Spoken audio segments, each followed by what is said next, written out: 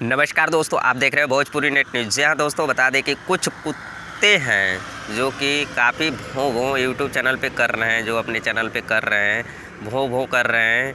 तो उन सबों से कहना चाहता हूँ कि अगर भोजपुरी इंडस्ट्री में अगर आप पैसा कमाना चाहते हैं तो पैसा कमाइए, अन्यथा किसी के कंट्रोवर्सी और किसी के भी विवाद में अगर आप आते हैं तो आपका रेलैया और वो भी होगा, दोनों साथ में होगा। इतना ध्यान दीजिएगा।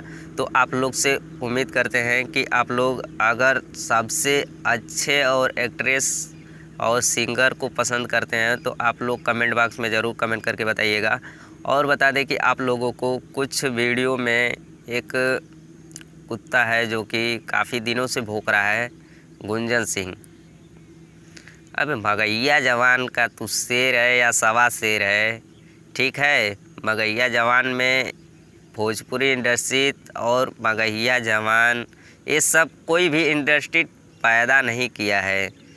जो भी बना है जिसमें ढले हो तुम वही कर रहे हो, जिसमें तुम ढले हो। ये नहीं कि तुम पैदा कर दिए हो, जिसमें तुम ढले हो वो खुद तुम कर रहे हो। तुम्हारे आगे भी मगहिया चल रहा था, तुम्हारे पिता स्वर्गीय पिता, उनके स्वर्गीय पिता सभी में चल रहा था ये। तो आप ऐसे मत कह, ना तो रेलैया और ठोकैया दोनों स्टार्ट हो जाई।